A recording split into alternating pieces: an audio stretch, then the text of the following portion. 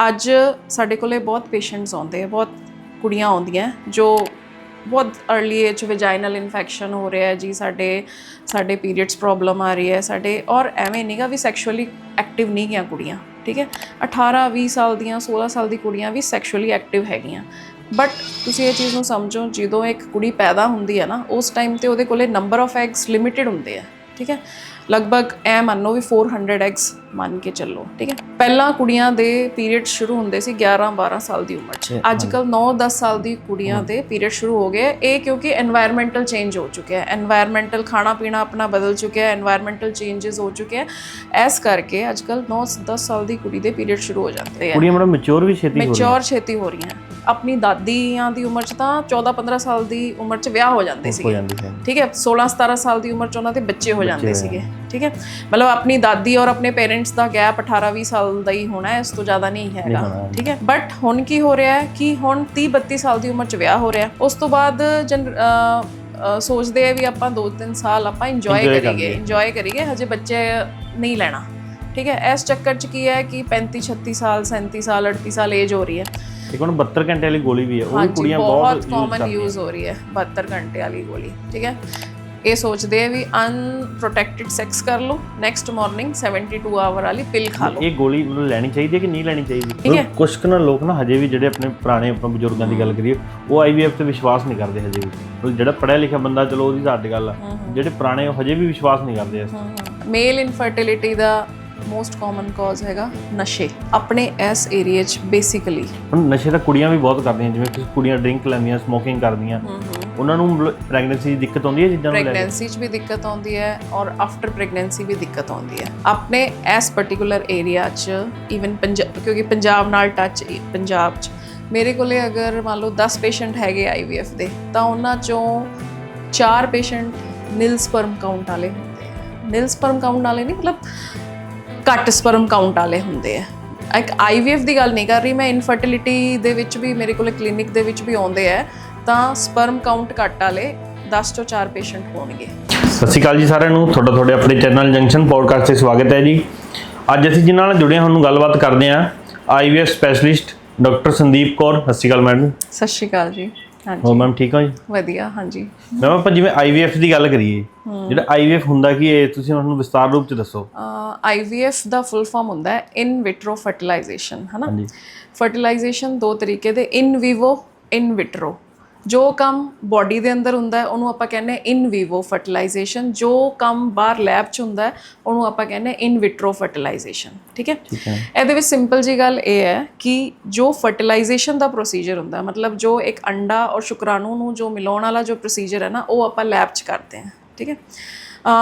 ਦੇਖੋ ਬਹੁਤ ਪਹਿਲਾਂ ਦਾ ਟਾਈਮ ਜਦੋਂ ਆਪਾਂ ਪੈਦਾ ਹੋਏ ਸੀ, ਉਦੋਂ IVF ਵਾਲੀ ਗੱਲਾਂ ਨਹੀਂ ਹੁੰਦੀਆਂ ਸੀ। ਹੁਣ 4-5 ਸਾਲਾਂ ਦਾ ਬੜਾ ਕ੍ਰੇਜ਼ ਚੱਲਿਆ IVF। ਹਾਂ, ਇਹ ਬਹੁਤ ਕਾਮਨ ਹੋ ਗਿਆ ਹੈ, ਠੀਕ ਹੈ, ਕਿਉਂਕਿ ਬਹੁਤ ਜ਼ਿਆਦਾ ਕਲਚਰ ਚੇਂਜ ਵੀ ਆ ਚੁੱਕਿਆ ਹੈ, ਠੀਕ ਹੈ। ਆਪਣਾ ਟਾਈਮ ਹੁੰਦਾ ਸੀ ਪਰਿਵਾਰ 'ਚ 20 ਜਣੇ ਹੁੰਦੇ ਸੀਗੇ, ਠੀਕ ਹੈ, ਔਰ ਇੱਕ ਪੇਰੈਂਟਸ ਦੇ 4-4 ਬੱਚੇ ਹੁੰਦੇ ਸੀਗੇ, ਠੀਕ ਹੈ।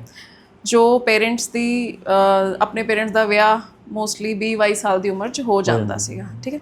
ਅੱਜ ਕੱਲ੍ਹ ਜਿਵੇਂ ਮਤਲਬ ਬੱਚਿਆਂ ਨੂੰ ਐਵੇਂ ਹੈ ਕਿ ਅਸੀਂ ਆਪਦਾ ਫਿਊਚਰ ਸਿਕਿਉਰ ਕਰੀਏ, ਅਸੀਂ ਮਤਲਬ ਆਪਦੇ ਇੰਜੋਇਮੈਂਟ ਦੀ ਤਰਫ ਜ਼ਿਆਦਾ ਧਿਆਨ ਦੇਈਏ, ਉਵੇਂ ਇਹ ਚੀਜ਼ਾਂ ਵੱਧਦੀਆਂ ਜਾ ਰਹੀਆਂ।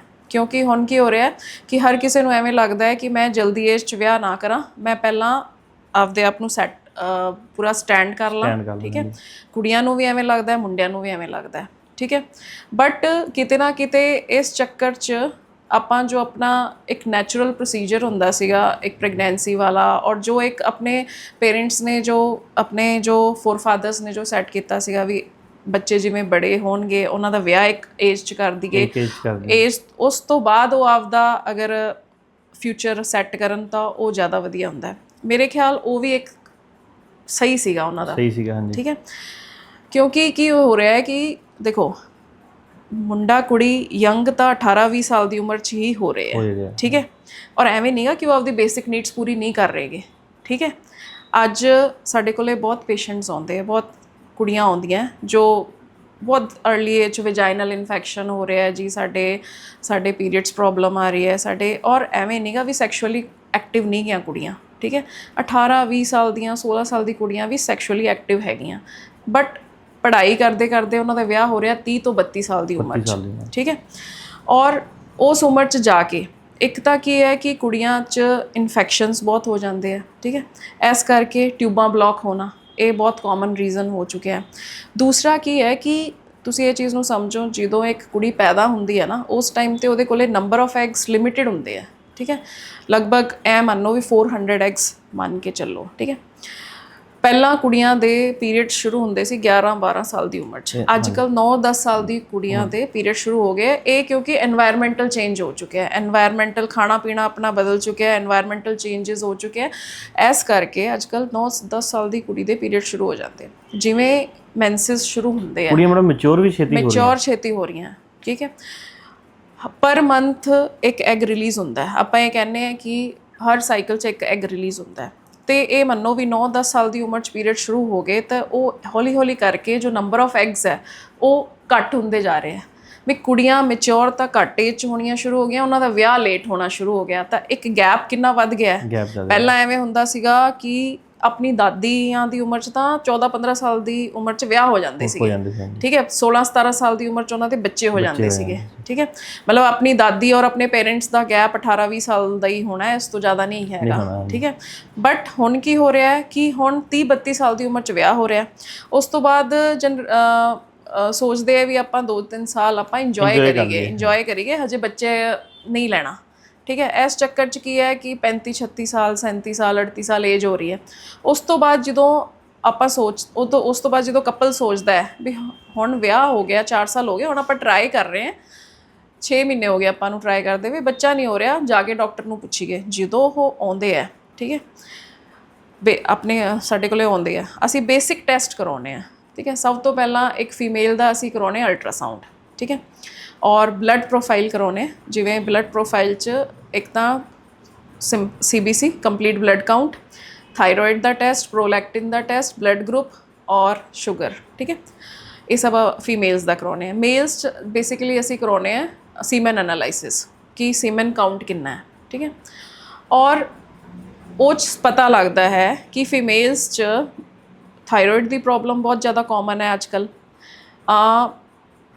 ਜਾਂ ਤਾਂ ਪ੍ਰੋਬਲਮ ਹੋਊਗੀ PCOD ਦੀ PCOD 'ਚ ਕੀ ਹੁੰਦਾ ਹੈ ਕਿ ਐਗ ਤਾਂ ਹੈਗੇ ਫੀਮੇਲ ਕੋਲੇ ਬਟ ਕੀ ਹੈ ਕਿ ਹਾਰਮੋਨਲ ਇੰਬੈਲੈਂਸ ਬਹੁਤ ਜ਼ਿਆਦਾ ਹੋ ਰਿਹਾ ਹੈ ਖਾਣ ਪੀਣ ਕਰਕੇ ਲਾਈਫ ਸਟਾਈਲ ਕਰਕੇ ਉਹ ਚੀਜ਼ ਜਾਂ ਫਿਰ ਹੁੰਦਾ ਹੈ ਕਿ ਐਗ ਕਾਊਂਟ ਹੀ ਹੈ ਨੀਗਾ ਵੀ ਪ੍ਰੀ ਮੈਚੁਰ ਓਵੇਰੀਅਨ ਫੇਲੀਅਰ ਹੋ ਚੁੱਕਿਆ ਜਾਂ ਓਵੇਰੀਅਨ ਫੇਲੀਅਰ ਦੀ ਤਰਫ ਜਾ ਰਹੀਆਂ ਫੀਮੇਲਸ ਕਿਉਂਕਿ ਵਿਆਹ ਲੇਟ ਕੀਤਾ ਉਸ ਤੋਂ ਬਾਅਦ ਡਿਸੀਜਨ ਲੇਟ ਲਿਆ ਤਾਂ ਪਤਾ ਲੱਗਦਾ ਹੈ ਵੀ ਐਗ ਕਾਊਂਟ ਹੀ ਘੱਟ ਹੋ ਗਿਆ ਉਹ ਆਪਾਂ ਨੂੰ ਕਿਵੇਂ ਪਤਾ ਲੱਗਦਾ ਅਸੀਂ ਇੱਕ ਤਾਂ ਬੇਸਿਕ ਆਪਾਂ ਚੱਲਦੇ ਪੀਰੀਅਡ 'ਚ ਡੇ 2 ਤੇ ਇੱਕ TVS ਕਰਾ ਕੇ ਦੇਖਦੇ ਹਾਂ TVS ਹੁੰਦਾ ਟਰਾਂਸ ਵੈਜਾਈਨਲ ਸੋਨੋਗ੍ਰਾਫੀ ਠੀਕ ਹੈ ਉਹਦੇ ਵਿੱਚ ਆਪਾਂ ਬੱਚੇਦਾਨੀ ਦੇਖਦੇ ਹਾਂ ਕਿ ਬੱਚੇਦਾਨੀ ਕਿਵੇਂ ਹੈ ਅੰਡੇਦਾਨੀਆਂ ਦੇਖਦੇ ਹਾਂ ਠੀਕ ਹੈ ਮੈਂ ਮਤਲਬ ਇੱਕ ਪਿਕਚਰ ਰਾਹੀਂ ਤੁਹਾਨੂੰ ਸਮਝਾਉਣਾ ਚਾਹੁੰਦੀ ਹਾਂ ਜਿਵੇਂ ਬੇਸਿਕਲੀ ਇਹ ਆਪਣੀ ਬੱਚੇਦਾਨੀ ਹੈ ਠੀਕ ਹੈ ਇਹ 2 ਅੰਡੇਦਾਨੀਆਂ ਹੁੰਦੀਆਂ ਠੀਕ ਹੈ ਇਹ ਟਿਊਬਾਂ ਹੁੰਦੀਆਂ ਠੀਕ ਹੈ ਤਾਂ ਟਰਾਂਸ ਵੈਜਾਈਨਲ ਅਲਟਰਾਸਾਊਂਡ ਦੇ ਵਿੱਚ ਇੱਕ ਤਾਂ ਆਪਾਂ ਯੂਟਰਸ ਦੇਖਦੇ ਹਾਂ ਵੀ ਬੱਚੇਦਾਨੀ ਕਿਵੇਂ ਇੱਕ ਦੋਨੇ ਓਵਰੀਜ਼ ਦੇਖਦੇ ਹਾਂ ਵੀ ਇਹਦੇ ਵਿੱਚ ਆਪਾਂ ਨੂੰ ਫੋਲੀਕਲਸ ਕਿੰਨੇ ਦਿਖ ਰਹੇ ਆ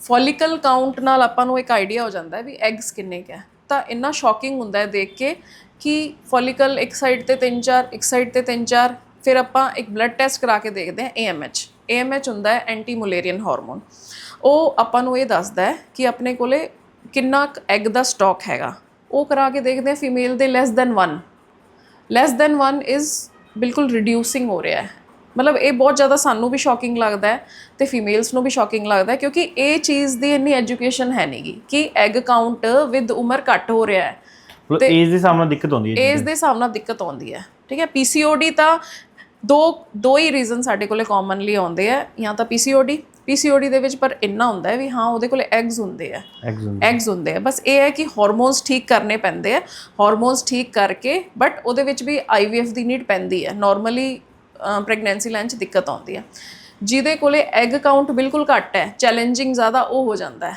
ਉਹ ਇਸ ਲਈ ਚੈਲੰਜਿੰਗ ਹੋ ਜਾਂਦਾ ਹੈ ਕਿਉਂਕਿ ਉਹਦੇ ਵਿੱਚ ਆਪਾਂ ਨੂੰ ਐਗ ਬਾਹਰੋਂ ਲੈਣੇ ਪੈਂਦੇ ਆ ਠੀਕ ਹੈ ਔਰ ਮੋਸਟ ਕਾਮਨ ਇੱਕ ਹੋਰ ਕਾਜ਼ ਹੁੰਦਾ ਹੈ ਟਿਊਬਾਂ ਦਾ ਬਲੌਕੇਜ, ਠੀਕ ਹੈ, ਇਹ ਟਿਊਬਾਂ ਹੁੰਦੀਆਂ, ਠੀਕ ਹੈ। ਟਿਊਬਾਂ ਖਰਾਬ ਹੋ ਜਾਂਦੀ ਜਿਵੇਂ ਟਿਊਬਾਂ ਖਰਾਬ ਹੋਣਾ, ਟਿਊਬਾਂ ਦੇਖੋ ਬਹੁਤ ਪਤਲੀ ਜੀ ਚੀਜ਼ ਹੁੰਦੀਆਂ, ਟਿਊਬਾਂ ਬਹੁਤ ਇੱਕ ਪਤਲੀ ਜੀ ਚੀਜ਼ ਹੈ, ਠੀਕ ਹੈ। ਕੰਟੈਕਟ ਕੀਤਾ ਹਸਬੈਂਡ ਵਾਈਫ ਨੇ, ਸਪਰਮ ਉੱਪਰ ਜਾਂਦੇ, ਐਗ ਇੱਥੋਂ ਆਉਂਦਾ, ਇਹ ਟਿਊਬਾਂ ਹੀ ਹੈ ਜੋ ਸਪਰਮ ਔਰ ਐਗ ਨੂੰ ਮਿਲਾਉਂਦੀਆਂ। ਇਹ ਟਿਊਬ ਦੇ ਵਿੱਚ ਹੀ ਸਪਰਮ ਔਰ ਐਗ ਮਿਲਦਾ, ਇੱਥੇ ਹੀ ਫਰਟੀਲਾਈਜੇਸ਼ਨ ਹੁੰਦਾ ਹੈ, 4 ਦਿਨ ਤੱਕ ਉਹ ਇੱਥੇ ਹੀ ਰਹਿੰਦਾ ਐਮਬ੍ਰਿਓ, ਫਿਰ ਜਾ ਕੇ ਉਹ 5ਵੇਂ ਦਿਨ ਇੰਪਲਾਂਟ ਹੁੰਦਾ ਹੈ ਯੂਟਰਸ ਦੇ ਵਿੱਚ, ਠੀਕ ਹੈ। ਤਾਂ ਟਿਊਬਾਂ ਬਹੁਤ ਇੰਪੋਰਟੈਂਟ ਚੀਜ਼ ਹੁੰਦੀਆਂ, ਠੀਕ ਹੈ। ਤਾਂ ਅਗਰ ਕਿਸੇ ਦੀ ਟਿਊਬਸ ਬਲੌਕੇਜ ਹੈ ਤਾਂ ਉਹ ਵੀ ਇੱਕ ਇੰਪੋਰਟੈਂਟ ਕਾਜ਼ ਹੋ ਗਿਆ। ਅਗਰ ਟਿਊਬ ਬਲੌਕੇਜ ਹੈ, IVF 'ਚ ਹੁੰਦਾ ਟਿਊਬ ਵਾਲਾ, ਦੇਖੋ ਅਗਰ ਟਿਊਬ ਬਲੌਕ ਹੈ ਤਾਂ IVF ਕਰਾਉਣਾ ਹੀ ਪਊਗਾ, ਕਿਉਂਕਿ ਜੋ ਕੰਮ ਟਿਊਬ ਦੇ ਵਿੱਚ ਹੋ ਰਿਹਾ ਸੀ ਉਹੀ ਚੀਜ਼ ਤਾਂ ਆਪਾਂ ਬਾਹਰ ਲੈਬ 'ਚ ਕਰਾਂਗੇ, ਠੀਕ ਹੈ। ਠੀਕ ਹੈ। ਇਹ ਤਾਂ ਹੋ ਗਿਆ ਫੀਮੇਲਸ ਦਾ, ਕਿ PCOD, ਸੈਕਿੰਡ ਕਿ ਐਗ ਕਾਊਂਟ ਘੱਟ ਹੋਣਾ, ਤੀਸਰਾ ਇਨਫੈਕਸ਼ਨ, ਠੀਕ ਹੈ। PCOD ਲਾਈਫ ਸਟਾਈਲ ਜਾਂ ਡਾਈਟ ਦੀ ਵਜ੍ਹਾ ਨਾਲ, ਔਰ ਐਗ ਕਾਊਂਟ ਘੱਟ ਹੋਣਾ ਉਹ ਐਡਵਾਂਸ ਏਜ ਦੀ ਵਜ੍ਹਾ ਨਾਲ, ਵੀ ਏਜ ਜ਼ਿਆਦਾ ਹੋ ਰਹੀ ਹੈ ਉਸ ਤੋਂ ਬਾਅਦ ਆਪਾਂ ਵਿਆਹ ਕਰ ਰਹੇ ਹਾਂ। ਤੀਸਰਾ ਟਿਊਬਾਂ ਦਾ ਬੰਦ ਹੋਣਾ, ਉਹਦਾ ਮੋਸਟ ਕਾਮਨ ਕਾਜ਼ ਹੈ ਇਨਫੈਕਸ਼ਨ। ਜਿਵੇਂ ਮੈਂ ਤੁਹਾਨੂੰ ਪਹਿਲਾਂ ਹੀ ਕਿਹਾ ਵੀ ਸੈਕਸ਼ੁਅਲੀ ਐਕਟਿਵ ਕੁੜੀਆਂ ਪਹਿਲਾਂ ਹੀ ਹੁੰਦੀਆਂ, ਠੀਕ ਹੈ, ਪਹਿਲਾਂ ਤੋਂ ਸੈਕਸ਼ੁਅਲੀ ਐਕਟਿਵ ਹੁੰਦੀਆਂ, ਤਾਂ ਗੋਨੋਰੀਆ, ਕਲੈਮਾਈਡੀਆ ਇਹ ਕੁਝ ਕਾਮਨ ਇਨਫੈਕਸ਼ਨਸ ਹੈ। ਈਵਨ ਟਿਊਬਰਕਲੋਸਿਸ, TB ਵੀ ਇੱਕ ਕਾਮਨ ਇਨਫੈਕਸ਼ਨ ਹੈ ਟਿਊਬਾਂ ਦੇ ਬਲੌਕ ਹੋਣ ਦਾ, ਠੀਕ ਹੈ। ਕੀ ਹੈ, ਕੰਟੈਕਟ ਕਰ ਲਿਆ, ਡਿਸਚਾਰਜ ਹੋ ਰਿਹਾ, ਡਾਕਟਰ ਤੋਂ ਦਵਾਈ ਲੈ ਲਈ, ਆਪਣੇ ਆਪ ਮੈਡੀਕਲ ਤੋਂ ਦਵਾਈ ਲੈ ਲਈ, ਪ੍ਰੈਗਨੈਂਸੀ ਹੋ ਗਈ, ਕਿਟ ਖਾ ਲੀਆਂ, ਹੈ ਨਾ। ਇੱਕ ਹੁਣ 72 ਘੰਟੇ ਵਾਲੀ ਗੋਲੀ ਵੀ ਹੈ, ਉਹ ਵੀ ਕੁੜੀਆਂ ਬਹੁਤ ਕਾਮਨ ਯੂਜ਼ ਹੋ ਰਹੀ ਹੈ 72 ਘੰਟੇ ਵਾਲੀ ਗੋਲੀ, ਠੀਕ ਹੈ। ਇਹ ਸੋਚਦੇ ਆ ਵੀ ਅਨਪ੍ਰੋਟੈਕਟਿਡ ਸੈਕਸ ਕਰ ਲਓ, ਨੈਕਸਟ ਮਾਰਨਿੰਗ 72 ਆਵਰ ਵਾਲੀ ਪਿਲ ਖਾ ਲਓ। ਇਹ ਗੋਲੀ ਮਤਲਬ ਲੈਣੀ ਚਾਹੀਦੀ ਹੈ ਕਿ ਨਹੀਂ ਲੈਣੀ ਚਾਹੀਦੀ? ਦੇਖੋ ਅਗਰ ਇੱਕ ਅੱਧੇ ਵਾਰੀ ਐਮਰਜੈਂਸੀ ਹੈ ਉਹ ਤਾਂ ਇੱਕ ਅਲੱਗ ਗੱਲ ਹੈ। ਉਸ ਗੋਲੀ ਦਾ ਕੰਮ ਕੀ ਹੁੰਦਾ ਹੈ ਕਿ ਉਹ ਫਰਟੀਲਾਈਜੇਸ਼ਨ ਹੋਣ ਤੋਂ ਰੋਕਦੀ ਹੈ, ਵੀ ਫਰਟੀਲਾਈਜੇਸ਼ਨ ਨਹੀਂ ਹੋਣ ਦਿੰਦੀ ਗੀ। ਉਹਦੇ ਵਿੱਚ ਹਾਰਮੋਨ ਹੁੰਦਾ ਪ੍ਰੋਜੈਸਟਰੋਨ, ਤਾਂ ਉਹ ਪ੍ਰੋਜੈਸਟਰੋਨ ਓਨਲੀ ਪਿਲ ਹੁੰਦੀ ਹੈ, ਤੇ ਉਹ ਫਰਟੀਲਾਈਜੇਸ਼ਨ ਹੋਣ ਤੋਂ ਬਚਾਉਂਦੀ ਹੈ। ਪਰ ਕੀ ਹੈ ਕਿ ਯੰਗ ਜਨਰੇਸ਼ਨ ਨੇ ਇਹਨੂੰ ਇੱਕ ਕਾਮਨ ਕਾਜ਼ ਹੀ ਉਹ ਹੀ ਬਣਾ ਲਿਆ ਵੀ ਹਾਂ ਚਲੋ ਠੀਕ ਹੈ ਅਨਪ੍ਰੋਟੈਕਟਿਡ ਸੈਕਸ ਹੋ ਗਿਆ, ਚਲੋ ਹੁਣ ਇਹਨੂੰ ਯੂਜ਼ ਕਰ ਲਓ, ਚਲੋ ਇਹਨੂੰ ਯੂਜ਼ ਕਰ ਲਓ। ਔਰ ਕੁੜੀਆਂ ਲੈਂਦੀਆਂ ਰਹਿੰਦੀਆਂ। ਇਸ ਕਰਕੇ ਕੀ ਕਰਦੀਆਂ, ਉਹ ਆਪਦਾ ਜੋ ਨੈਚੁਰਲ ਮੈਂਸਟਰਲ ਸਾਈਕਲ ਹੈ ਉਹਨੂੰ ਡਿਸਟਰਬ ਕਰ ਲੈਂਦੀਆਂ। ਇਨਫੈਕਸ਼ਨ ਉਹਦੇ ਕਰਕੇ ਹੁੰਦੇ ਜਿਹੜੇ? ਇਨਫੈਕਸ਼ਨ ਉਹਦੇ ਕਰਕੇ ਨਹੀਂ ਹੁੰਦਾ, ਉਹਦੇ ਕਰਕੇ ਆਪਣੀ ਸਾਈਕਲਸ ਬਹੁਤ ਡਿਸਟਰਬ ਹੋ ਜਾਂਦੀ ਹੈ, ਹਾਰਮੋਨਲ ਇੰਬੈਲੈਂਸ ਬਹੁਤ ਆ ਜਾਂਦਾ ਹੈ, ਹਾਰਮੋਨਸ ਬਹੁਤ ਗੜਬੜ ਹੋ ਜਾਂਦੇ ਆ। ਇਨਫੈਕਸ਼ਨ ਤਾਂ ਹੁੰਦਾ ਹੈ ਇੱਕ ਸੈਕਸ਼ੁਅਲ ਐਕਟੀਵਿਟੀ ਕਰਨ ਨਾਲ, ਠੀਕ ਹੈ। ਵੀ ਸੈਕਸ਼ੁਅਲੀ ਕੋਈ ਵੀ ਮੁੰਡਾ ਕੁੜੀ ਐਕਟਿਵ ਹੋਣਗੇ ਤਾਂ ਇਨਫੈਕਸ਼ਨ ਹੁੰਦਾ ਹੀ ਹੈ, ਵੀ ਇੱਕ ਦੂਜੇ ਤੋਂ ਇਨਫੈਕਸ਼ਨ ਬਹੁਤ ਕਾਮਨ ਹੈ ਨਾ। STDs ਬਹੁਤ ਕਾਮਨ ਹੈ, ਗੋਨੋਰੀਆ, ਕਲੈਮਾਈਡੀਆ ਬਹੁਤ ਕਾਮਨ ਹੈ, ਤਾਂ ਇਹ ਬਹੁਤ ਕਾਮਨ ਹੋ ਚੁੱਕੇ ਆ। ਉਹਨਾਂ ਕਰਕੇ ਦੇਖੋ ਕੋਈ ਵੀ ਕੁੜੀ ਸੈਕਸ਼ੁਅਲੀ ਐਕਟਿਵ, ਪਹਿਲਾਂ ਵਾਲੀਆਂ ਆਪਣੀਆਂ ਜੋ ਲੇਡੀਜ਼ ਹੁੰਦੀਆਂ ਸੀ ਉਹ ਹਮੇਸ਼ਾ ਐਵੇਂ ਕਹਿੰਦੀਆਂ ਸੀਗੀਆਂ ਵਿਆਹ ਹੋ ਗਿਆ ਛੇਤੀ ਬੱਚਾ ਕਰ ਲਓ, ਠੀਕ ਹੈ। ਉਹਦਾ ਇੱਕ ਕਾਰਨ ਇਹ ਹੁੰਦਾ ਸੀਗਾ ਕਿ ਜਾਂ ਤਾਂ ਬੱਚਾ ਤੁਰੰਤ ਹੋ ਜਾਏ, ਜਾਂ ਫਿਰ ਆਪਾਂ ਲੰਬਾ ਗੈਪ ਕਰਦੇ ਹਾਂ ਤਾਂ ਮੋਸਟ ਕਾਮਨ ਕਾਜ਼ ਹੁੰਦਾ ਬੱਚਾ ਨਾ ਹੁੰਦਾ ਇਨਫੈਕਸ਼ਨ, ਠੀਕ ਹੈ।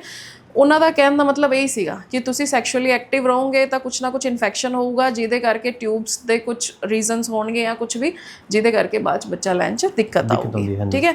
ਤਾਂ ਉਹ ਸਮਝਦਾਰ ਹੁੰਦੀਆਂ ਸੀਗੀਆਂ, ਉਹਨਾਂ ਨੇ ਆਪਦੇ ਐਕਸਪੀਰੀਅੰਸ ਨਾਲ ਉਹ ਚੀਜ਼ ਉਹ ਕੀਤੀ। ਪਰ ਆਪਾਂ ਸਾਇੰਟੀਫਿਕਲੀ ਦੇਖੀਏ ਤਾਂ ਇਹਦਾ ਰੀਜ਼ਨ ਹੁੰਦਾ ਇਨਫੈਕਸ਼ਨਸ, ਠੀਕ ਹੈ। ਤਾਂ IVF ਹੁੰਦਾ ਹੈ ਇਨ ਵਿਟਰੋ ਫਰਟੀਲਾਈਜੇਸ਼ਨ, ਕਿ ਜੋ ਕੰਮ ਨੈਚੁਰਲੀ ਇੱਕ ਫੀਮੇਲ ਦੀ ਬੋਡੀ 'ਚ ਹੋ ਰਿਹਾ ਹੈ ਉਹ ਆਪਾਂ ਬਾਹਰ ਆਪਣੇ ਲੈਬ 'ਚ ਕਰਦੇ ਹਾਂ, ਠੀਕ ਹੈ।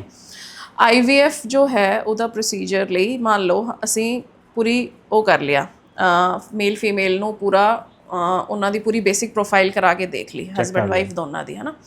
ਅਗਰ ਆਪਾਂ ਨੂੰ ਪਤਾ ਲੱਗਦਾ ਹੈ ਕਿ ਬਈ ਵਾਈਫ ਦੇ PCOD ਹੈ, ਠੀਕ ਹੈ, ਤਾਂ ਆਪਾਂ ਨੂੰ ਪਤਾ ਹੈ ਐਗ ਆਪਾਂ ਨੂੰ ਮਿਲ ਜਾਣਗੇ। ਜਾਂ ਫਿਰ ਵਾਈਫ ਦੇ ਕੋਲੇ ਐਗ ਕਾਊਂਟ ਨਾਰਮਲ ਹੈ ਬਟ ਟਿਊਬਸ ਦੇ ਵਿੱਚ ਦਿੱਕਤ ਹੈ, ਠੀਕ ਹੈ, ਤਾਂ ਵੀ ਅਗਰ ਐਗ ਕਾਊਂਟ ਘੱਟ ਹੈ ਤਾਂ ਆਪਾਂ ਨੂੰ ਫਿਰ ਡੋਨਰ ਦੀ ਜ਼ਰੂਰਤ ਪੈਂਦੀ ਹੈ। ਆਪਾਂ ਇੱਕ ਨਾਰਮਲ ਪੇਸ਼ੈਂਟ ਦੀ ਗੱਲ ਕਰਦੇ ਹਾਂ, ਵੀ ਨਾਰਮਲ ਪੇਸ਼ੈਂਟ ਹੈ ਇੱਕ, ਉਹਦਾ ਕੁਛ ਇੱਕ ਰੀਜ਼ਨ ਦੀ ਵਜ੍ਹਾ ਨਾਲ, ਕਿਉਂਕਿ ਨਾਰਮਲੀ ਵੀ ਅਨਐਕਸਪਲੇਨਡ ਰੀਜ਼ਨਸ ਵੀ ਹੈਗੇ ਆ ਜਿਨ੍ਹਾਂ 'ਚ ਬੱਚਾ ਲੈਣ 'ਚ ਦਿੱਕਤ ਆਉਂਦਾ ਹੈ, ਠੀਕ ਹੈ।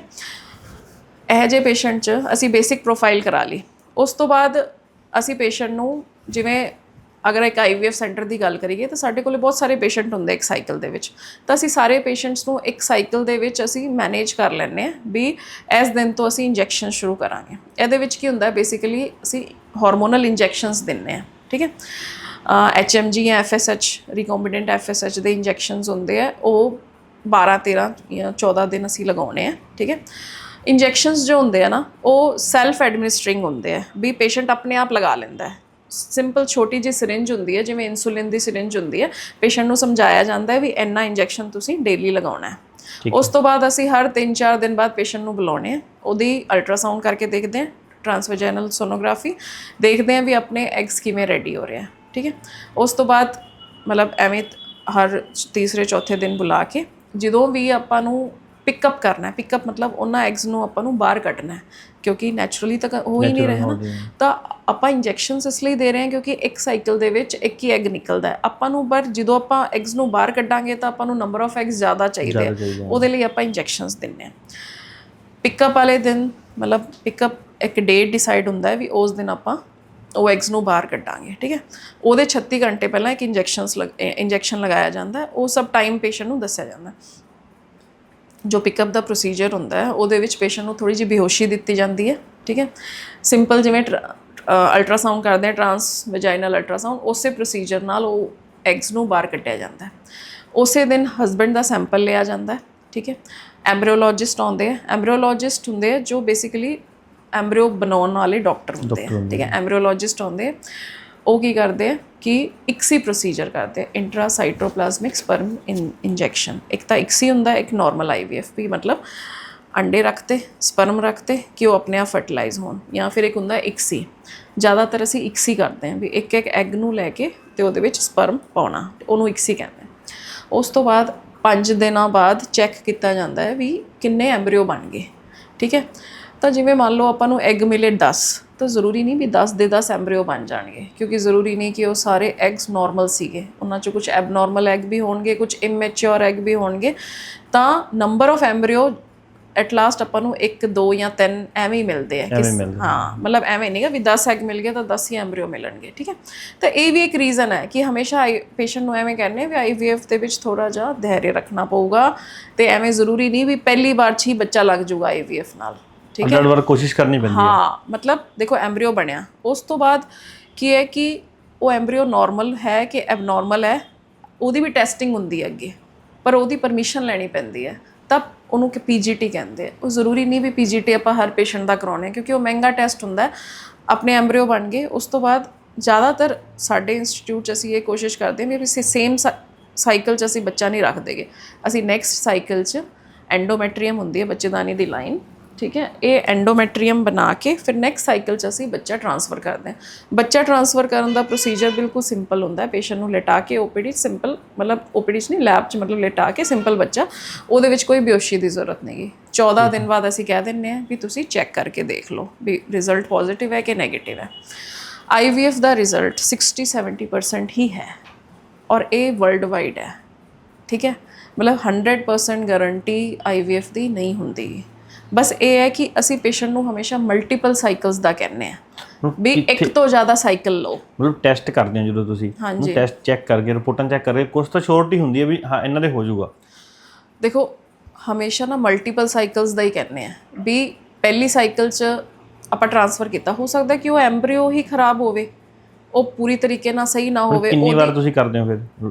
ਅਸੀਂ ਜ਼ਿਆਦਾਤਰ ਆਪਦੇ ਸੈਂਟਰ ਤੇ 3 ਵਾਰੀ ਵਾਲਾ ਪੈਕੇਜ ਦਿੰਦੇ ਆ। ਉਸ ਤੋਂ ਬਾਅਦ ਫਿਰ ਨਹੀਂ ਕਰਦੇ? ਨਹੀਂ, ਐਵੇਂ ਤਾਂ ਫੇਲੀਅਰ ਤਾਂ 4 ਵਾਰ ਫੇਲੀਅਰ ਹੋ ਗਿਆ, 5 ਵਾਰੀ ਫੇਲੀਅਰ ਹੋ ਗਿਆ, ਐਸੇ ਹੋਰ ਵੀ ਸੈਂਟਰਾਂ ਤੋਂ ਪੇਸ਼ੈਂਟ ਆਉਂਦੇ ਆ। ਉਹਦੀ ਕੋਸਟ ਆਉਂਦੀ ਮੈਡਮ, ਉਹ ਕਸਟਮਰ ਨੂੰ ਆਉਂਦੀ ਹੈ, ਪੇਸ਼ੈਂਟ ਨੂੰ? ਦੇਖੋ ਅਸੀਂ 3 ਸਾਈਕਲ ਦਾ, ਜਿਵੇਂ ਇੱਕ ਸਾਈਕਲ ਦਾ 1.5 ਲੱਖ ਤੱਕ ਪੈਂਦਾ ਹੈ। ਠੀਕ ਹੈ, 3 ਸਾਈਕਲ ਦਾ ਉਹੀ 3 ਲੱਖ ਤੱਕ ਪੈਂਦਾ ਹੈ। ਠੀਕ ਹੈ, 3 ਸਾਈਕਲ ਦਾ। ਇਹਦੇ ਵਿੱਚ ਜੋ ਵੀ ਇੰਜੈਕਸ਼ਨਸ ਹੈ ਇਹ ਮਹਿੰਗੇ ਹੁੰਦੇ ਆ, ਐਗ ਕੱਢਣ ਦਾ ਪ੍ਰੋਸੀਜਰ, ਬੱਚਾ ਰੱਖਣ ਦਾ ਪ੍ਰੋਸੀਜਰ, ਇਹ ਸਾਰਾ ਇਸ ਕੋਸਟ ਦੇ ਵਿੱਚ ਆਉਂਦਾ ਹੈ। ਠੀਕ ਹੈ, ਮਤਲਬ IVF ਪੈਸੇ ਦਾ ਕੰਮ ਹੈਗਾ, ਪੈਸਾ ਲੱਗਦਾ ਹੈ। ਮਤਲਬ ਜਿਹੜਾ ਮਿਡਲ ਕਲਾਸ ਹੈ, ਪੂਰਾ ਕਲਾਸ ਬੰਦਾ, ਉਹ ਇਹਨੂੰ ਅਫੋਰਡ ਨਹੀਂ ਕਰ ਸਕਦਾ। ਮੈਂ ਐਵੇਂ ਨਹੀਂ ਕਹੂੰਗੀ, ਕਿਉਂਕਿ ਸਾਡੇ ਕੋਲੇ ਰੇਹੜੀ ਲਾਉਣ ਵਾਲਾ, ਟੈਂਪੂ ਚਲਾਉਣ ਵਾਲਾ, ਇਹਨਾਂ ਲੋਕਾਂ ਨੇ ਵੀ IVF ਕਰਾਏ। ਉਹਨਾਂ ਕੋਲ ਇੰਨੀ ਕੀ ਸੇਵਿੰਗ ਹੁੰਦੀ ਹੈ ਨਾ, ਮਤਲਬ ਉਹ 2-3 ਲੱਖ ਦੀ ਸੇਵਿੰਗ ਹੁੰਦੀ ਹੈ, ਉਹ ਸਾਰੀ ਇੱਥੇ ਲੱਗ ਜਾਂਦੀ ਹੈ। ਮਤਲਬ ਮੇਰੇ ਇੱਕ ਪੇਸ਼ੈਂਟ ਹੈਗੀ ਇਹ ਜੀ ਚੱਲ ਰਹੀ ਹੈ, ਜਿਹਨੇ ਪਹਿਲਾਂ ਇੱਕ ਵਾਰੀ IVF ਕਰਾਇਆ, ਉਹਨੇ ਪਹਿਲਾਂ 2 ਵਾਰੀ IVF ਕਿਤੋਂ ਬਾਹਰੋਂ ਕਰਾਇਆ ਸੀ, ਉਹਦਾ ਫੇਲੀਅਰ ਹੋ ਗਿਆ ਸੀ। ਉਸ ਤੋਂ ਬਾਅਦ ਇੱਥੇ ਵੀ ਤੀਸਰੇ ਬਾਰ 'ਚ ਉਹਦਾ ਬੱਚਾ ਲੱਗਿਆ।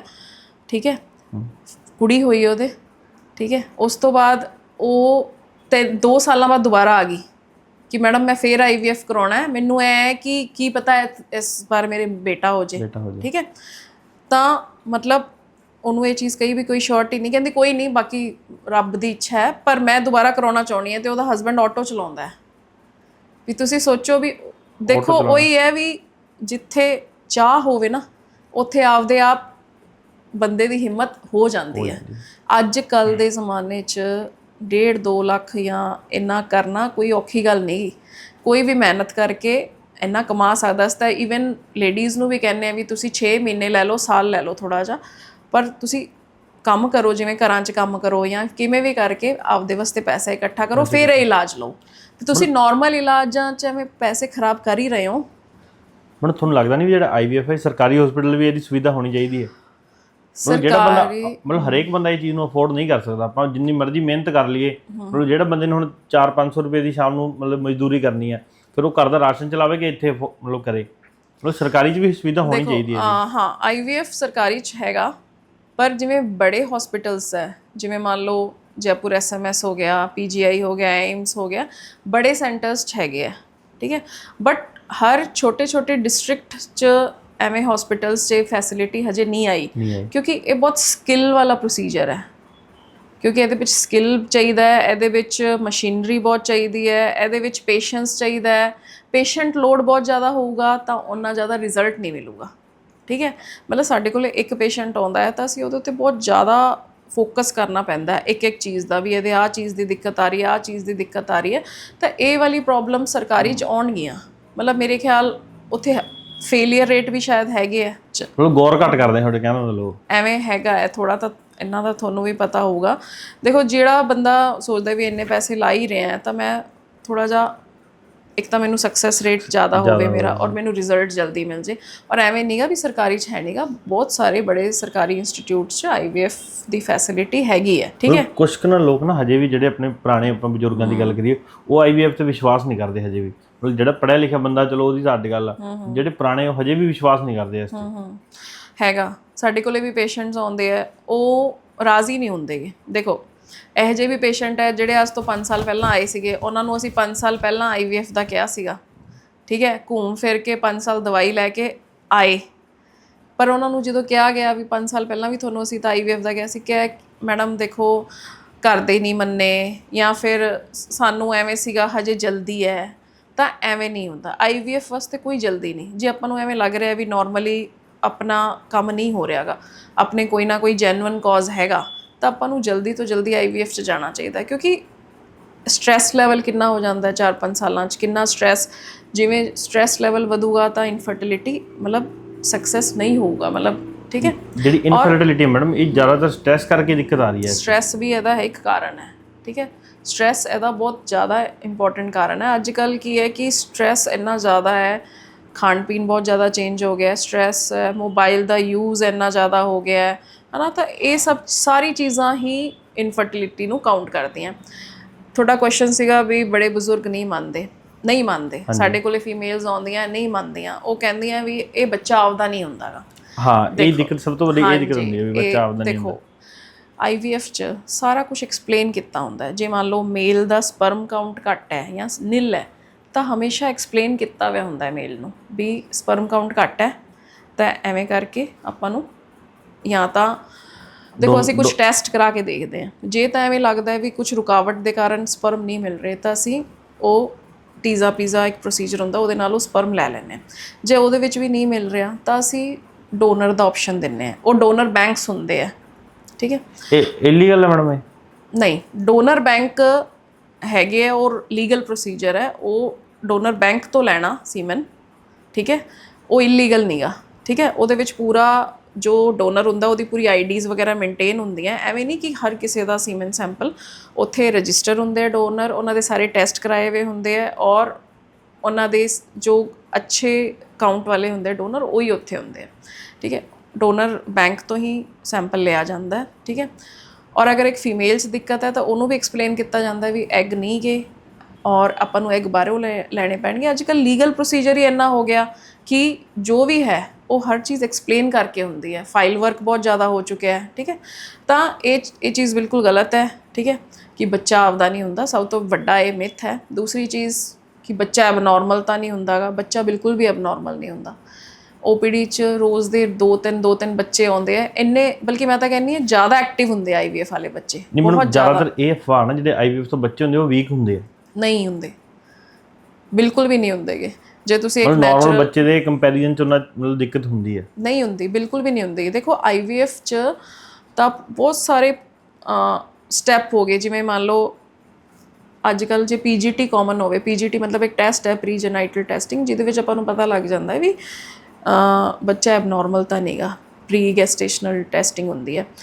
ਉਸ ਤੋਂ ਬਾਅਦ 3 ਮਹੀਨੇ 'ਚ ਅੱਜ ਕੱਲ੍ਹ ਅਲਟਰਾਸਾਊਂਡ ਹੁੰਦਾ, NT-NB ਸਕੈਨ, ਡੂਅਲ ਮਾਰਕਰ ਦਾ ਟੈਸਟ ਹੁੰਦਾ। 5ਵੇਂ ਮਹੀਨੇ 'ਚ ਰੰਗੀਨ ਅਲਟਰਾਸਾਊਂਡ ਹੁੰਦਾ। ਅੱਜ ਕੱਲ੍ਹ ਟੈਸਟ ਇੰਨੇ ਜ਼ਿਆਦਾ ਹੋ ਗਏ, ਜਿਹੜਾ ਬੰਦਾ IVF ਨਾਲ ਬੱਚਾ ਲੈਂਦਾ ਨਾ, ਉਹਦੇ 9 ਮਹੀਨੇ ਤੱਕ ਪੂਰੇ ਪ੍ਰੋਸੀਜਰ ਨਾਲ ਟੈਸਟ ਹੁੰਦੇ ਆ। ਉਹਦੇ ਵਿੱਚ ਪਤਾ ਕੀਤਾ ਜਾਂਦਾ ਹੈ ਵੀ ਕੋਈ ਐਬਨੋਰਮੈਲਿਟੀ ਤਾਂ ਨਹੀਂ ਹੈਗੀ, ਔਰ ਸਾਰਾ ਕੁਛ ਕਰਕੇ ਫਿਰ ਹੀ ਉਹ ਬੱਚਾ ਜਨਮ ਲੈਂਦਾ ਹੈ। ਠੀਕ ਹੈ, ਤਾਂ ਇਹੋ ਜਿਹਾ ਕੁਛ ਨਹੀਂਗਾ ਵੀ ਉਹ ਬੱਚਾ ਐਬਨੋਰਮਲ ਹੁੰਦਾ ਹੈ। ਬੱਚਾ ਬਿਲਕੁਲ ਨੋਰਮਲ ਹੁੰਦੇ ਆ, ਔਰ ਟੈਸਟਿੰਗ ਵਗੈਰਾ ਸਭ ਕਰੀ ਜਾਂਦੀ ਹੈ ਵਿਦ ਟਾਈਮ। ਔਰ ਉਹ ਤਾਂ ਅੱਜ ਕੱਲ੍ਹ ਮੰਨ ਲਓ ਨੋਰਮਲ ਪੇਸ਼ੈਂਟ ਵੀ ਆ ਜਾਂਦਾ ਨਾ OPD 'ਚ, ਤਾਂ ਉਹਦੇ ਵੀ ਹਰ ਟਾਈਮ 'ਤੇ ਉਹ ਟੈਸਟ ਕੀਤੇ ਜਾਂਦੇ। ਪਹਿਲਾਂ ਹੁੰਦਾ ਸੀਗਾ ਵੀ ਬੱਚੇ ਦਾ ਆਪਾਂ ਪ੍ਰੀ ਉਹ ਚੈੱਕਅਪ ਨਹੀਂ ਕਰਦੇ ਹੁੰਦੇ ਸੀਗੇ, ਜਾਂ ਲੋਕਾਂ ਦੇ ਅੰਦਰ ਐਵੇਂ ਹੁੰਦਾ ਸੀ ਅਲਟਰਾਸਾਊਂਡ ਨਹੀਂ ਕਰਾਉਣੀ ਚਾਹੀਦੀ ਜਾਂ ਨਹੀਂ। ਅੱਜ ਕੱਲ੍ਹ ਹਰ ਕੋਈ ਵਿਜ਼ਿਟ ਕਰਦਾ ਡਾਕਟਰ ਨੂੰ, ਤਾਂ ਜਿਹੜੇ ਟਾਈਮ 'ਤੇ ਜਿਹੜਾ ਟੈਸਟ ਹੋਣਾ ਚਾਹੀਦਾ ਉਹ ਸਭ ਪ੍ਰਿਸਕ੍ਰਾਈਬ ਕੀਤਾ ਜਾਂਦਾ। ਤਾਂ ਐਬਨੋਰਮਲ ਹੋਣ ਦਾ ਕੋਈ ਉਹ ਚਾਂਸਿਸ ਨਹੀਂ ਹੁੰਦੇ। ਬੱਚੇ ਬਿਲਕੁਲ ਨੋਰਮਲ ਹੁੰਦੇ ਆ IVF ਵਾਲੇ, ਔਰ ਈਵਨ ਮੈਂ ਇਹ ਦੇਖਿਆ ਕਿ ਬਹੁਤ ਜ਼ਿਆਦਾ ਐਕਟਿਵ ਵੀ ਹੁੰਦੇ ਆ। ਮੈਡਮ ਜਿਵੇਂ ਹੁਣ ਆਪਾਂ ਇਨਫਰਟੀਲਿਟੀ ਦੀ ਗੱਲ ਕਰੀਏ, ਜੇ ਫੀਮੇਲ 'ਚ ਇਨਫਰਟੀਲਿਟੀ ਦੇ ਕੀ ਰੀਜ਼ਨ ਆ? ਫੀਮੇਲ ਦੇ ਇਨਫਰਟੀਲਿਟੀ ਦੇ ਰੀਜ਼ਨ ਵੈਸੇ ਆਪਾਂ ਪਹਿਲਾਂ ਵੀ ਐਕਸਪਲੇਨ ਕਰ ਚੁੱਕੇ ਹਾਂ ਵੀ ਇੱਕ ਤਾਂ ਲੇਟ ਮੈਰਿਜਸ, ਠੀਕ ਹੈ, ਖਾਣਾ ਪੀਣਾ, ਇੱਕ ਲਾਈਫ ਸਟਾਈਲ ਬਹੁਤ ਜ਼ਿਆਦਾ ਕਾਮਨ ਕੌਜ਼ ਹੈ ਲਾਈਫ ਸਟਾਈਲ। ਠੀਕ ਹੈ, ਔਰ ਇੱਕ ਇਨਫੈਕਸ਼ਨਸ। ਠੀਕ ਹੈ, ਇਹੀ ਰੀਜ਼ਨਸ ਹੈ। ਇਹ ਆਪਾਂ ਸਾਰੇ ਵੈਸੇ ਪਹਿਲਾਂ ਐਕਸਪਲੇਨ ਕਰ ਚੁੱਕੇ ਹਾਂ। ਮਤਲਬ ਜ਼ਿਆਦਾਤਰ ਇਹੀ ਰੀਜ਼ਨ ਹੈ। ਇਹ ਰੀਜ਼ਨ ਹੈ। ਮੇਲ ਇਨਫਰਟੀਲਿਟੀ ਦਾ ਮੋਸਟ ਕਾਮਨ ਕੌਜ਼ ਹੈਗਾ ਨਸ਼ੇ, ਆਪਣੇ ਇਸ ਏਰੀਏ 'ਚ ਬੇਸਿਕਲੀ। ਹੁਣ ਨਸ਼ੇ ਤਾਂ ਕੁੜੀਆਂ ਵੀ ਬਹੁਤ ਕਰਦੀਆਂ, ਜਿਵੇਂ ਕਿ ਕੁੜੀਆਂ ਡਰਿੰਕ ਲੈਂਦੀਆਂ, ਸਮੋਕਿੰਗ ਕਰਦੀਆਂ, ਉਹਨਾਂ ਨੂੰ ਮਤਲਬ ਪ੍ਰੈਗਨੈਂਸੀ 'ਚ ਦਿੱਕਤ ਆਉਂਦੀ ਹੈ ਚੀਜ਼ਾਂ ਨੂੰ ਲੈ ਕੇ? ਪ੍ਰੈਗਨੈਂਸੀ 'ਚ ਵੀ ਦਿੱਕਤ ਆਉਂਦੀ ਹੈ, ਔਰ ਆਫਟਰ ਪ੍ਰੈਗਨੈਂਸੀ ਵੀ ਦਿੱਕਤ ਆਉਂਦੀ ਹੈ। ਆਪਣੇ ਇਸ ਪਰਟੀਕੂਲਰ ਏਰੀਆ 'ਚ ਈਵਨ ਕਿਉਂਕਿ ਪੰਜਾਬ ਨਾਲ ਟੱਚ, ਪੰਜਾਬ 'ਚ ਮੇਰੇ ਕੋਲੇ ਅਗਰ ਮੰਨ ਲਓ 10 ਪੇਸ਼ੈਂਟ ਹੈਗੇ IVF ਦੇ, ਤਾਂ ਉਹਨਾਂ 'ਚੋਂ 4 ਪੇਸ਼ੈਂਟ ਨਿਲ ਸਪਰਮ ਕਾਊਂਟ ਵਾਲੇ ਹੁੰਦੇ ਆ। ਨਿਲ ਸਪਰਮ ਕਾਊਂਟ ਵਾਲੇ ਨਹੀਂ, ਮਤਲਬ ਘੱਟ ਸਪਰਮ ਕਾਊਂਟ ਵਾਲੇ ਹੁੰਦੇ ਆ। ਇੱਕ IVF ਦੀ ਗੱਲ ਨਹੀਂ ਕਰ ਰਹੀ ਮੈਂ, ਇਨਫਰਟੀਲਿਟੀ ਦੇ ਵਿੱਚ ਵੀ ਮੇਰੇ ਕੋਲ ਕਲੀਨਿਕ ਦੇ ਵਿੱਚ ਵੀ ਆਉਂਦੇ ਆ, ਤਾਂ ਸਪਰਮ ਕਾਊਂਟ ਘੱਟ ਵਾਲੇ 10 ਤੋਂ 4 ਪੇਸ਼ੈਂਟ ਹੋਣਗੇ। ਬਾਕੀ ਮੰਨ ਲਓ 6 ਪੇਸ਼ੈਂਟ ਫੀਮੇਲ ਕੌਜ਼ ਵਾਲੇ ਹੁੰਦੇ ਆ, ਹੈ ਨਾ।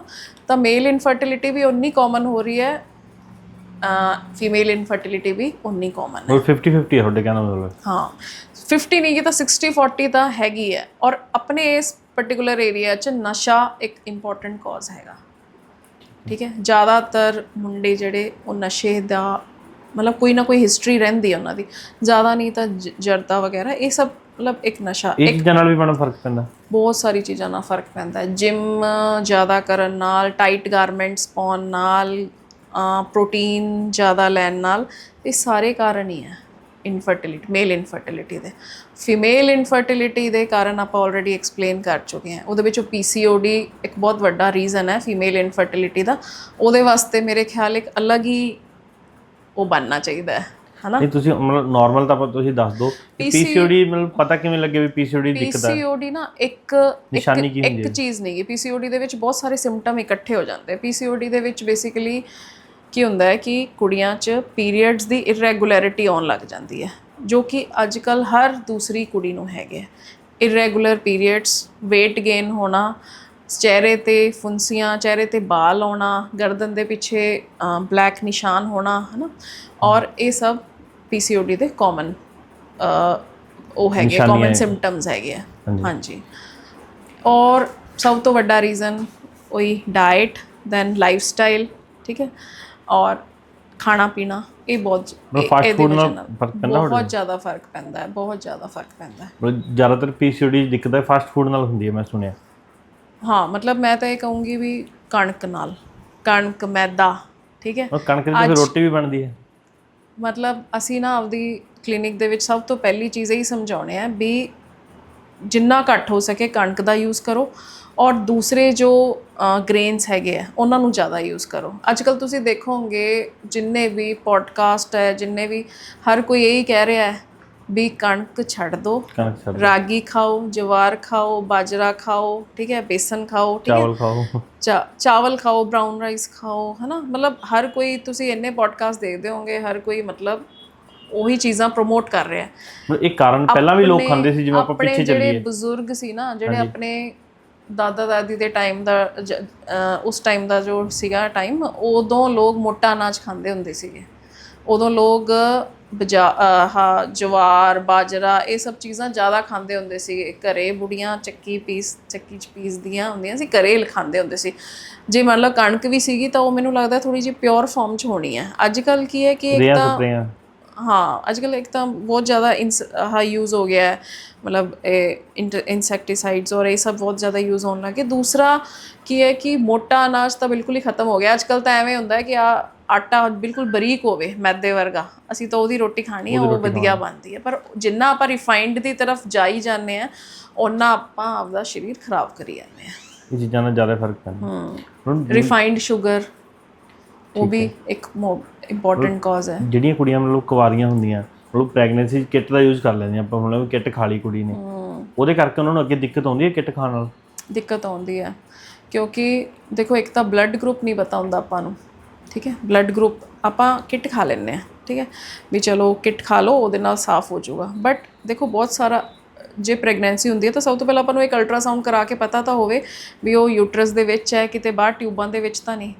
ਖਾਲੀ ਕਿੱਟ, ਬਾਅਦ 'ਚ ਪਤਾ ਲੱਗਿਆ ਵੀ ਪੇਨ ਹੋ ਰਿਹਾ ਹੈ ਜਾਂ ਕੁਛ ਹੋ ਰਿਹਾ, ਬਾਅਦ 'ਚ ਪਤਾ ਲੱਗਿਆ ਕਿ ਟਿਊਬ 'ਚ ਸੀਗੀ ਪ੍ਰੈਗਨੈਂਸੀ, ਤਾਂ ਇਹੋ ਜਿਹੀ ਵੀ ਕੁੜੀਆਂ ਆ ਜਾਂਦੀਆਂ ਵੀ ਉਹਨਾਂ ਦੇ ਅੰਦਰ ਹੀ ਅੰਦਰ ਬਲੀਡਿੰਗ ਹੁੰਦੀ ਰਹਿੰਦੀ ਹੈ, ਠੀਕ ਹੈ। ਕਿੱਟ ਖਾ ਲਈ, ਬਲੀਡਿੰਗ ਚੱਲਦੀ ਰਹੀ 2-3 ਮਹੀਨੇ, ਬਲੱਡ ਲਾਸ ਹੋ ਗਿਆ, ਹੈ ਨਾ, ਤਾਂ ਮਤਲਬ ਟਾਈਮ 'ਤੇ ਨਿਕਲਿਆ ਨਹੀਂ, ਸਾਫ਼ ਨਹੀਂ ਹੋਇਆ, ਤਾਂ ਉਹਦੇ ਕਰਕੇ ਬਾਅਦ 'ਚ ਇਨਫੈਕਸ਼ਨ ਹੋਣ ਦੇ ਚਾਂਸਿਸ ਹੁੰਦੇ ਆ।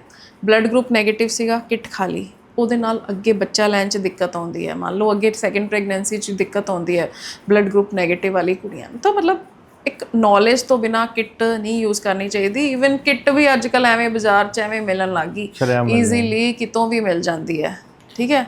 ਮਤਲਬ ਰੀਜ਼ਨ ਬਹੁਤ ਸਾਰੇ ਹੈ, ਮਤਲਬ ਕਮਰਸ਼ਲਿਜ਼ਮ ਬਹੁਤ ਜ਼ਿਆਦਾ ਹੋ ਚੁੱਕਿਆ ਹਰ ਚੀਜ਼। ਇਹ ਚੀਜ਼ਾਂ ਨੂੰ ਕੁੜੀਆਂ ਡਰਦੀਆਂ ਵੀ ਹੈ, ਮਤਲਬ ਡਾਕਟਰ ਦੀ ਸਲਾਹ ਲੈਣ ਤੋਂ, ਮਤਲਬ ਡਾਕਟਰ ਕੋਲ ਜਾਣਗੀਆਂ, ਮਤਲਬ ਉਹਨਾਂ ਦੀ ਮਤਲਬ ਜਿਹੜੀ ਇਹ ਪ੍ਰਾਈਵੇਸੀ ਹੁੰਦੀ ਹੈ ਫਿਰ ਲੀਕ ਹੋ ਜੂਗੀ। ਬਟ ਇਹ ਆਪਦੇ ਨਾਲ ਗਲਤ ਕਰ ਰਹੀਆਂ ਉਹ, ਠੀਕ ਹੈ। ਉਹਨਾਂ ਨੇ ਮਤਲਬ ਉਹਨਾਂ ਨੂੰ ਜਾ ਕੇ ਇੱਕ ਸਲਾਹ ਤਾਂ ਲੈਣੀ ਚਾਹੀਦੀ ਹੈ, ਕਿਉਂਕਿ ਇਹ ਉਹਨਾਂ ਦੇ ਅੱਗੇ ਫਿਊਚਰ ਦਾ ਸਵਾਲ ਹੁੰਦਾ ਹੈ। ਮੇਰੇ ਖਿਆਲ ਉਹਨਾਂ ਨੂੰ ਐਵੇਂ ਨਹੀਂ ਕਰਨਾ ਚਾਹੀਦਾ ਗਾ। ਇੱਕ ਬੇਸਿਕ ਨੌਲੇਜ ਹਰ ਕੁੜੀ ਨੂੰ ਹੋਣੀ ਚਾਹੀਦੀ ਹੈ, ਠੀਕ ਹੈ। ਅਧੂਰੀ ਨੌਲੇਜ ਨਹੀਂ, ਬੇਸਿਕ ਨੌਲੇਜ। ਉਹ ਇੱਕ ਗਾਇਨੇਕੋਲੋਜਿਸਟ ਕੋਲੇ ਜਾ ਕੇ ਅਗਰ ਉਹ ਆਪਦੀ ਕੁਝ ਗੱਲਾਂ ਦੱਸੂਗੀ ਤਾਂ ਸ਼ਾਇਦ ਉਹਨੂੰ ਅਸੀਂ ਐਕਸਪਲੇਨ ਕਰਕੇ ਸਮਝਾਵਾਂਗੇ ਤਾਂ ਸ਼ਾਇਦ ਉਹ ਜ਼ਿਆਦਾ ਸਮਝ ਸਕੇ। ਮਤਲਬ ਕੁੜੀਆਂ ਤਾਂ ਬਹੁਤ ਕਾਮਨ ਹੋ ਚੁੱਕਿਆ ਇਹ ਚੀਜ਼, ਇਨਫੈਕਸ਼ਨ ਬਹੁਤ ਕਾਮਨ ਹੋ ਚੁੱਕਿਆ ਹੈ, ਐਵੇਂ ਪ੍ਰੈਗਨੈਂਸੀ, ਕਿੱਟ ਖਾਣਾ, ਇਹ ਬਹੁਤ ਕਾਮਨ ਹੋ ਚੁੱਕਿਆ। ਐਵੇਂ ਕੁੜੀਆਂ ਆਉਂਦੀਆਂ ਬਲੀਡਿੰਗ ਪ੍ਰੋਬਲਮਸ ਕਰਕੇ, ਇਨਫੈਕਸ਼ਨਸ ਕਰਕੇ, ਮਤਲਬ ਇਹ ਚੀਜ਼ਾਂ ਬਹੁਤ ਜ਼ਿਆਦਾ ਕਾਮਨ ਹੋ ਚੁੱਕੀਆਂ। ਅੱਗੇ ਆਉਣ ਵਾਲਾ ਮੈਨੂੰ ਜਿਹੜਾ ਫਿਊਚਰ ਹੈ ਇਹਨਾਂ ਦਾ, ਮਤਲਬ ਅੱਜ ਤੋਂ ਆਪਾਂ 10 ਸਾਲ ਬਾਅਦ ਦੀ ਗੱਲ ਕਰੀਏ, ਉਹ ਤਾਂ ਫਿਰ ਇਹ ਸਾਹਮਣਾ ਖਤਮ ਆ ਜਾਵਾਂ। ਹਾਂ, ਬਟ ਉਸੇ ਨੂੰ ਠੀਕ ਕਰਨ ਵਾਸਤੇ ਤਾਂ ਆਪਾਂ ਅੱਜ ਆ ਪੋਡਕਾਸਟ ਕਰ ਰਹੇ ਹਾਂ, ਵੀ ਆਪਾਂ ਇਹ ਚੀਜ਼ ਸਮਝਾਉਣਾ ਚਾਹ ਰਹੇ ਹਾਂ ਕੁੜੀਆਂ ਨੂੰ ਕਿ ਠੀਕ ਹੈ ਆਪਦੇ ਫਿਊਚਰ ਬਾਰੇ ਸੋਚੋ, ਠੀਕ ਹੈ। ਬਟ ਅੱਜ ਕੱਲ੍ਹ ਐਗ ਫਰੀਜ਼ਿੰਗ ਦਾ ਵੀ ਇੱਕ ਆਪਣੇ ਕੋਲੇ ਆਪਸ਼ਨ ਆ ਚੁੱਕਿਆ, ਠੀਕ ਹੈ। ਉਹ ਮੈਨੂੰ ਕੀ ਹੁੰਦਾ ਐਗ ਫਰੀਜ਼ਿੰਗ? ਐਗ ਫਰੀਜ਼ਿੰਗ 'ਚ ਇਹ ਹੈ ਵੀ 20-22 ਸਾਲ ਦੀ ਕੁੜੀ ਜਾਂ 25 ਸਾਲ ਦੀ ਕੁੜੀ ਆਪਦੇ ਐਗ ਫਰੀਜ਼ ਕਰਾ ਕੇ ਰੱਖ ਸਕਦੀ ਹੈ। ਜਿਵੇਂ ਮੈਂ ਤੁਹਾਨੂੰ ਦੱਸਿਆ ਵੀ ਸਪਰਮ ਬੈਂਕ ਹੁੰਦੇ, ਉਵੇਂ ਜੋ ਬੈਂਕਸ ਹੁੰਦੇ ਆ ਅੰਡੇ ਵਾਸਤੇ ਵੀ ਹੁੰਦੇ ਆ, ਉਹਨਾਂ 'ਚ ਰੱਖ ਸਕਦੇ ਆਪਾਂ। ਉੱਥੇ ਕੀ ਹੁੰਦਾ ਹੈ, ਉਹ IVF ਸੈਂਟਰ ਦੇ ਨਾਲ ਹੀ ਜੁੜੇ ਹੁੰਦੇ ਆ। ਉੱਥੇ ਕੀ ਹੁੰਦਾ ਹੈ ਕਿ ਆਪਾਂ ਜੋ ਐਗ, ਜਿਵੇਂ ਮੈਂ ਤੁਹਾਨੂੰ ਦੱਸਿਆ ਸੀ ਪ੍ਰੋਸੀਜਰ ਵੀ ਇੰਜੈਕਸ਼ਨਸ ਲੱਗਦੇ ਆ, ਉਦੋਂ ਬਾਅਦ ਆਪਾਂ ਐਗ ਰਿਟਰੀਵਲ ਕਰਦੇ ਹਾਂ। ਉਹ ਐਗਸ ਨੂੰ ਰਿਟਰੀਵਲ ਕਰਕੇ ਉੱਥੇ ਲਿਕੁਇਡ ਨਾਈਟ੍ਰੋਜਨ 'ਚ ਉਹ ਪ੍ਰੀਜ਼ਰਵ ਹੋ ਜਾਂਦੇ ਆ ਐਗ। ਉਹਨਾਂ ਨੂੰ ਆਪਾਂ ਕਿੰਨੇ ਵੀ ਸਾਲਾਂ ਬਾਅਦ ਆਪਾਂ ਸੋਚੀਏ ਵੀ 25 ਸਾਲ ਦੀ ਹਾਂ ਮੈਂ ਅੱਜ ਆਪਦੇ ਐਗ ਪ੍ਰੀਜ਼ਰਵ ਕਰ ਲਾਂ, ਬਟ ਮੈਂ ਆਪਦਾ ਵਿਆਹ ਕਰੂੰਗੀ 30-32 ਸਾਲ ਦੀ ਉਮਰ 'ਚ, ਉਸ ਤੋਂ ਬਾਅਦ ਮੈਂ ਬੱਚਾ ਲਊਂਗੀ 35 ਸਾਲ ਦੀ ਉਮਰ 'ਚ, ਤਾਂ ਉਸ ਟਾਈਮ ਅਗਰ ਨੈਚੁਰਲੀ ਪ੍ਰੈਗਨੈਂਸੀ ਨਹੀਂ ਹੋ ਰਹੀ ਹੈ, ਪਹਿਲਾਂ ਤਾਂ ਟਰਾਈ ਕਰੂਗੀ ਵੀ ਨੈਚੁਰਲੀ ਪ੍ਰੈਗਨੈਂਸੀ ਹੋ ਜਾਏ। ਨੈਚੁਰਲੀ ਪ੍ਰੈਗਨੈਂਸੀ ਨਹੀਂ ਹੋ ਰਹੀ ਹੈ ਤਾਂ ਘੱਟ ਤੋਂ ਘੱਟ ਉਹਦੇ ਕੋਲੇ ਆਪਦੇ ਐਗਸ ਤਾਂ ਪਏ ਹੈ, ਕਿਉਂਕਿ ਫਿਊਚਰ 'ਚ ਉਹਨੂੰ ਇਹ ਪ੍ਰੋਬਲਮ ਤਾਂ ਨਹੀਂ ਕਿ ਮੈਨੂੰ ਡੋਨਰ ਐਗ ਲੈਣੇ ਪੈਣਗੇ। ਮਤਲਬ ਇਹ ਫਿਰ ਮਤਲਬ ਕੋਸਟਲੀ ਵੀ ਜ਼ਿਆਦਾ ਹੋ ਸਕਦਾ, ਮਤਲਬ 7-8 ਸਾਲ ਮਤਲਬ ਬੈਂਕ 'ਚ ਕਿਸ 'ਚ ਆਪਾਂ ਐਗਸ ਰੱਖੀਏ ਤਾਂ ਉਹਦਾ ਮਤਲਬ ਕੋਸਟ ਵੀ ਪਊਗੀ ਆਪਣੇ ਨੂੰ। ਇੱਕ ਤਾਂ ਐਗ ਰਿਟਰੀਵਲ ਦੀ ਕਾਸਟ ਤਾਂ ਪੈਂਦੀ ਹੈ, ਪਲੱਸ ਜੋ ਵੀ ਸੈਂਟਰ ਦੀ ਜੋ ਵੀ ਪਰ ਈਅਰ ਦੀ ਜੋ ਵੀ ਫੀਸ ਹੁੰਦੀ ਹੈ ਉਹ ਪਊਗੀ। ਇਹ ਫਿਰ ਮਤਲਬ ਚੀਜ਼ ਕੋਸਟਲੀ ਵੀ ਪਊਗੀ ਹੈ, ਪਰ ਅਗਰ ਕੋਈ ਕੁੜੀ ਇਹੋ ਜਿਹੀ ਹੈ ਜਿਹੜੀ ਆਪਦਾ ਫਿਊਚਰ ਸੋਚ ਰਹੀ ਹੈ ਤਾਂ ਮਤਲਬ ਉਹ ਥੋੜਾ ਬਹੁਤ ਕੋਈ ਜੌਬ ਜਾਂ ਕੁਝ ਕਰ ਰਹੀ ਹੋਊਗੀ ਤਾਂ ਉਹਨਾਂ ਲਈ ਇਹ ਕੋਈ ਵੱਡੀ ਚੀਜ਼ ਨਹੀਂ। ਔਰ ਇੱਕ ਈਅਰਲੀ ਫੀਸ ਹੁੰਦੀ ਹੈ ਉਹਦੇ ਵਿੱਚ, ਮਤਲਬ ਆਪਾਂ ਇੱਕ ਹੈਲਥ ਇੰਸ਼ੋਰੈਂਸ ਵੀ ਤਾਂ ਕਰਾਉਣੇ ਆ, ਤੁਸੀਂ ਹਰ ਸਾਲ ਪੇ ਕਰਦੇ ਹੋ 30-40 ਹਜ਼ਾਰ ਰੁਪਏ ਹੈਲਥ ਇੰਸ਼ੋਰੈਂਸ ਦੇ। ਜ਼ਰੂਰੀ ਤਾਂ ਨਹੀਂ ਵੀ ਤੁਸੀਂ ਹਰ ਸਾਲ ਬਿਮਾਰ ਹੋ ਰਹੇ ਹੋ, ਪਰ ਤੁਸੀਂ ਇਹੀ ਸੋਚ ਰਹੇ ਹੋ ਵੀ ਕੱਲ ਨੂੰ ਮੈਨੂੰ ਕੁਝ ਬਿਮਾਰੀ ਹੋਗੀ ਤਾਂ ਮੇਰੇ ਇਹਦੀ ਕੀ ਗਾਰੰਟੀ ਹੈ ਵੀ ਜਿਹੜਾ ਬਲੱਡ ਬੈਂਕ 'ਚ ਆਪਾਂ ਰੱਖਾਂਗੇ ਉੱਥੇ ਆਪਣੇ ਸੇਫ ਹੋਣਗੇ? ਉਹ ਬੈਂਕ 'ਚ ਉੱਥੇ ਸੇਵ ਹੁੰਦੇ ਕਿਉਂਕਿ ਉੱਥੇ ਆਈਡੀਜ਼ ਜਨਰੇਟ ਹੁੰਦੀਆਂ, ਉਹ ਆਈਡੀਜ਼ ਚੇਂਜ ਵੀ ਕਰ ਦਿੰਦੇ ਆ। ਮਤਲਬ ਜਿਹੜਾ ਆਈਵੀਐਫ 'ਚ ਨਾ ਜ਼ਿਆਦਾਤਰ ਲੋਕ ਇਹ ਡਰਦੇ ਆ ਮਤਲਬ ਸਾਡਾ ਬੱਚਾ ਚੇਂਜ ਕਰ ਦਿੰਦੇ ਆ, ਸਪਰਮ ਚੇਂਜ ਹੋ ਜਾਂਦਾ। ਇਹ ਬਹੁਤ ਘੱਟ ਚਾਂਸਸ ਹੁੰਦੇ ਆ। ਦੇਖੋ ਹਿਊਮਨ ਐਰਰਸ ਤਾਂ ਕਿਤੇ ਵੀ ਹੋ ਸਕਦਾ ਹੈ, ਬਟ ਬਹੁਤ ਜ਼ਿਆਦਾ ਕੋਸ਼ਿਸ਼ ਕੀਤੀ ਜਾਂਦੀ ਹੈ ਵੀ ਹਰ ਚੀਜ਼ ਨੂੰ ਬਹੁਤ ਜ਼ਿਆਦਾ ਮੈਨੇਜ ਕਰਕੇ ਕੀਤਾ ਜਾਵੇ ਔਰ ਆਈਡੀਜ਼ ਜਨਰੇਟ ਹੋ ਕੇ ਕੀਤਾ ਜਾਵੇ। ਤਾਂ ਮਤਲਬ ਸੈਂਟਰ ਦੀ ਤਰਫ ਤੋਂ ਬਹੁਤ ਜ਼ਿਆਦਾ ਕੋਸ਼ਿਸ਼ ਰਹਿੰਦੀ ਹੈ ਕਿ ਇਹ ਜਿਹੀ ਚੀਜ਼ਾਂ ਨਾ ਹੈਗਾ ਹੈ ਜੋ ਕੋਈ ਸੈਂਟਰ। ਐਕਚੁਅਲੀ ਸਾਡਾ ਮੇਨ ਸੈਂਟਰ ਹੈਗਾ ਸਿਰਸਾ, ਠੀਕ ਹੈ, ਤਾਂ ਉੱਥੇ ਅਸੀਂ ਆ ਪ੍ਰੋਸੀਜਰ ਕਰਦੇ ਹਾਂ। ਮੈਮ ਜਿਹੜਾ ਆਈਵੀਐਫ ਦਾ ਪ੍ਰੋਸੈਸ ਹੁੰਦਾ ਹੈ ਕਿੰਨੇ ਟਾਈਮ ਦਾ ਪ੍ਰੋਸੈਸ ਹੁੰਦਾ ਸਹੀ? ਬੇਸਿਕਲੀ ਤਾਂ 3-4 ਮਹੀਨੇ ਦਾ ਪ੍ਰੋਸੀਜਰ ਹੈ। ਮਤਲਬ ਪਹਿਲੀ ਸਾਈਕਲ 'ਚ ਆਪਾਂ ਟੈਸਟ ਵਗੈਰਾ ਕਰਾ ਲਏ, ਉਸ ਤੋਂ ਬਾਅਦ ਆਪਾਂ ਇੱਕ ਡੇਟ ਡਿਸਾਈਡ ਕਰ ਲਈ ਵੀ ਜਦੋਂ ਇਹਦਾ ਆਪਾਂ ਐਗ ਬਣਾਉਣੇ ਸ਼ੁਰੂ ਕਰਨੇ ਆ। ਉਸ ਤੋਂ ਬਾਅਦ ਕਈ ਵਾਰੀ ਤਾਂ ਕਿ ਜੇ ਪੇਸ਼ੈਂਟ ਨੂੰ ਜ਼ਿਆਦਾ ਜਲਦੀ ਹੁੰਦੀ ਹੈ ਤਾਂ ਜਿਸ ਸਾਈਕਲ 'ਚ ਆਪਾਂ ਐਗ ਕੱਢੇ ਆ ਉਸੇ ਸਾਈਕਲ 'ਚ ਹੀ ਕੋਸ਼ਿਸ਼ ਕਰਦੇ ਹਾਂ ਵੀ ਟ੍ਰਾਂਸਫਰ ਕਰ ਦਈਏ, ਬਟ ਸਟੱਡੀਜ਼ ਇਹ ਕਹਿੰਦੀ ਹੈ ਵੀ ਸਕਸੈਸ ਰੇਟ ਘੱਟ ਹੁੰਦਾ ਹੈ, ਠੀਕ ਹੈ। ਤਾਂ ਅਸੀਂ ਕੋਸ਼ਿਸ਼ ਇਹ ਕਰਦੇ ਹਾਂ ਵੀ ਨੈਕਸਟ ਸਾਈਕਲ 'ਚ ਟ੍ਰਾਂਸਫਰ ਕਰੀਏ, ਬਟ ਆਪਾਂ ਸੇਮ ਸਾਈਕਲ 'ਚ ਵੀ ਟ੍ਰਾਂਸਫਰ ਕਰ ਸਕਦੇ ਹਾਂ ਜਿਵੇਂ ਪੇਸ਼ੈਂਟ ਨੂੰ ਜ਼ਿਆਦਾ ਜਲਦੀ ਹੈ, ਪੇਸ਼ੈਂਟ ਫੋਰਨ ਤੋਂ ਆਇਆ ਜਾਂ ਪੇਸ਼ੈਂਟ ਦੇ ਕੋਲ ਇੰਨਾ ਟਾਈਮ ਹੈ ਨਹੀਂਗਾ, ਤਾਂ ਸੇਮ ਸਾਈਕਲ 'ਚ ਵੀ ਕਰ ਦਿੰਦੇ ਹਾਂ। ਤਾਂ ਉਸ ਕੇਸ 'ਚ 2 ਜਾਂ 3 ਮਹੀਨੇ 'ਚ ਵੀ ਆਪਾਂ ਨੂੰ ਪੋਜ਼ੀਟਿਵ ਰਿਜ਼ਲਟ ਆ ਜਾਂਦਾ ਹੈ ਕਿ ਆਈਵੀਐਫ ਹੋ ਗਿਆ। ਉਸ ਤੋਂ ਬਾਅਦ ਇੱਕ ਨੋਰਮਲ ਪੇਸ਼ੈਂਟ ਹੈ, ਪ੍ਰੈਗਨੈਂਸੀ ਪੇਸ਼ੈਂਟ ਹੈ। ਜਿਹੜੀ ਇਨਫਰਟੀਲਿਟੀ ਦੀ ਦਿੱਕਤ ਹੈ ਇਹ ਜ਼ਿਆਦਾਤਰ ਪਹਿਲਾਂ ਨਾ ਸ਼ਹਿਰਾਂ 'ਚ ਹੁੰਦੀ ਸੀ, ਮਤਲਬ ਹੁਣ ਪਿੰਡਾਂ 'ਚ ਵੀ ਹੋਣ ਲੱਗ ਗਈ। ਇਨਫਰਟੀਲਿਟੀ ਦੀ ਜੋ ਪ੍ਰੋਬਲਮ ਹੈ ਨਾ, ਇਹ ਮਤਲਬ ਉਹੀ ਕਰੋਨਿਕ ਬੜੇ ਸ਼ਹਿਰਾਂ 'ਚ ਪਹਿਲਾਂ ਬੜੇ ਸ਼ਹਿਰਾਂ ਦਾ ਲਾਈਫ ਸਟਾਈਲ ਹੀ ਖਰਾਬ ਸੀਗਾ। ਹਾਂਜੀ, ਪਹਿਲਾਂ ਪਿੰਡਾਂ ਦਾ ਐਟਮੋਸਫੇਅਰ ਥੋੜ੍ਹਾ ਅਲੱਗ ਸੀਗਾ। ਪਹਿਲਾਂ ਪਿੰਡਾਂ 'ਚ ਲੇਡੀਜ਼ ਖੁਦ ਕੰਮ ਕਰਦੀਆਂ ਹੁੰਦੀਆਂ ਸੀ ਘਰੇ, ਸਾਰਾ ਕੁਛ ਮਤਲਬ ਖੁਦ ਹੁੰਦਾ ਸੀ। ਅੱਜ ਕੱਲ੍ਹ ਤੁਸੀਂ ਪਿੰਡਾਂ 'ਚ ਵੀ ਦੇਖ ਲਓ, ਮਤਲਬ ਈਵਨ ਪੰਜਾਬ ਦੀ ਕੀ ਗੱਲ ਕਰੀਏ, ਆਪਣੇ ਇਸ ਏਰੀਏ 'ਚ ਵੀ ਅੱਜ ਕੱਲ੍ਹ ਬਿਹਾਰੀ ਜ਼ਿਆਦਾ ਦਿਖਦੇ ਆ, ਭਈਏ ਇੰਨੇ ਹੋ ਗਏ, ਘਰੇ ਕੋਈ ਕੰਮ ਕਰਕੇ ਰਾਜ਼ੀ ਨਹੀਂਗਾ, ਠੀਕ ਹੈ। ਤਾਂ ਜੋ ਇਹ ਪ੍ਰੋਬਲਮ ਹੈ ਨਾ ਇਨਫਰਟੀਲਿਟੀ ਦੀ, ਇਹ ਪਿੰਡਾਂ 'ਚ ਵੀ ਹੁਣ ਆ ਚੁੱਕੀ ਹੈ, ਕਿਉਂਕਿ ਪਿੰਡਾਂ 'ਚ ਵੀ ਅੱਜ ਕੱਲ੍ਹ ਕੀ ਹੈ ਫੈਸਿਲਿਟੀ ਬਹੁਤ ਜ਼ਿਆਦਾ ਵੱਧ ਚੁੱਕੀ ਹੈ। ਪਹਿਲਾਂ ਫਿਜ਼ੀਕਲ ਵਰਕ ਬਹੁਤ ਜ਼ਿਆਦਾ ਹੁੰਦਾ ਸੀ, ਅੱਜ ਕੱਲ੍ਹ ਕੀ ਹੈ ਕਿ ਆਪਣੇ ਜੋ ਫਾਰਮਿੰਗ ਵਾਲੇ ਜੋ ਸਾਰੇ ਸੰਦ ਹੈ, ਟਰੈਕਟਰ ਹੋ ਗਿਆ, ਸਾਰੇ ਸੰਦ ਹੈ, ਸਭ ਦੇ ਕੋਲੇ ਸਾਰਾ ਕੁਛ ਹੈਗਾ, ਠੀਕ ਹੈ। ਘਰੇ ਲੇਡੀਜ਼ ਕੋਲੇ ਹਰ ਇੱਕ ਘਰੇ ਕੰਮ ਕਰਨ ਵਾਲੇ ਹੈਗੇ, ਸਮਾਰਟ ਵਰਕ ਹੋ ਗਿਆ ਅੱਜ ਕੱਲ੍ਹ, ਸਮਾਰਟ ਵਰਕ ਹੋ ਗਿਆ, ਠੀਕ ਹੈ। ਆਪਣੇ ਘਰ ਵੀ ਅੱਜ ਕੱਲ੍ਹ ਉਹੀ ਬੰਦ ਵਾਲੇ ਹੋ ਗਏ ਹੈ, ਸਾਰਿਆਂ ਦੇ ਏਸੀਜ਼ ਵਾਲੇ ਘਰ ਹੋ ਗਏ ਹੈ, ਹੈ ਨਾ। ਪਹਿਲਾਂ ਹੁੰਦਾ ਸੀਗਾ ਵੀ ਖੁੱਲ੍ਹਾ ਵਿਹੜਾ ਹੁੰਦਾ ਸੀਗਾ, ਬਾਹਰ ਸ਼ੁੱਧ ਹਵਾ ਲੈਣੀ ਹੁੰਦੀ ਸੀ। ਅੱਜ ਕੱਲ੍ਹ ਪਿੰਡਾਂ 'ਚੋਂ ਪਿੰਡਾਂ 'ਚ ਤਾਂ ਆ ਗਿਆ ਕਿਉਂਕਿ ਸ਼ਹਿਰੀ ਕਲਚਰ ਪਿੰਡਾਂ 'ਚ ਆ ਗਿਆ, ਇਸ ਕਰਕੇ ਉਹ ਚੀਜ਼ ਕਾਮਨ ਹੋ ਰਹੀ ਹੈ। ਕਿਉਂਕਿ ਹਾਰਡ ਵਰਕ ਕੋਈ ਕਰਨਾ ਨਹੀਂ ਚਾਹੁੰਦਾ ਗਾ, ਠੀਕ ਹੈ, ਔਰ ਖਾਣਾ ਪੀਣਾ ਵੀ ਉਹੋ ਜਿਹਾ ਹੋ ਗਿਆ, ਔਰ ਮਤਲਬ ਕੋਈ ਚੀਜ਼ ਤੁਹਾਡੇ ਵਾਲੀ ਵੀ ਸਮਾਰਟ ਵਰਕ ਜ਼ਿਆਦਾ ਹੋ ਗਿਆ, ਤਾਂ ਕਰਕੇ ਪਿੰਡਾਂ ਦਾ ਐਟਮੋਸਫੇਅਰ ਹੀ ਚੇਂਜ ਹੋ ਗਿਆ। ਤਾਂ ਇਹ ਚੀਜ਼ ਕਾਮਨ ਹੈ। ਹੁਣ ਐਕਸਰਸਾਈਜ਼ ਨਾਲ ਇਨਫਰਟੀਲਿਟੀ ਮਤਲਬ ਇੰਪਰੂਵਮੈਂਟ ਆ ਸਕਦੀ ਹੈ? ਹਰ ਚੀਜ਼ ਦਾ ਇਫੈਕਟ ਹੈ ਇਨਫਰਟੀਲਿਟੀ 'ਤੇ। ਡਾਈਟ ਦਾ ਵੀ ਹੈ, ਐਕਸਰਸਾਈਜ਼ ਦਾ ਵੀ ਹੈ, ਜਲਦੀ ਉੱਠਣਾ, ਯੋਗਾਸਨ, ਸਾਰੀ ਚੀਜ਼ਾਂ ਦਾ ਇਫੈਕਟ ਹੈਗਾ ਇਨਫਰਟੀਲਿਟੀ ਦੇ ਉੱਤੇ, ਠੀਕ ਹੈ। ਸਭ ਤੋਂ ਪਹਿਲਾਂ ਉਹੀ ਚੀਜ਼ ਹੈ ਵੀ ਆਪਦੇ ਆਪ ਨੂੰ ਚੇਂਜ ਕਰਾਂਗੇ ਤਾਂ ਇਨਫਰਟੀਲਿਟੀ ਆਪਣੇ ਆਪ ਹੀ ਠੀਕ ਹੋ ਜਾਊਗੀ, ਠੀਕ ਹੈ। ਆਪਦਾ ਲਾਈਫ ਸਟਾਈਲ ਚੇਂਜ ਕਰੋ, ਜਲਦੀ ਉੱਠਣਾ, ਜਲਦੀ ਸੋਣਾ, ਸ਼ੁੱਧ ਖਾਣਾ ਖਾਣਾ, ਘਰ ਦਾ ਬਣਿਆ ਖਾਣਾ ਖਾਣਾ, ਐਕਸਰਸਾਈਜ਼ ਐਟਲੀਸਟ 1 ਆਵਰ, ਜਾਂ ਪ੍ਰਾਣਾਯਾਮ ਕਰਨਾ।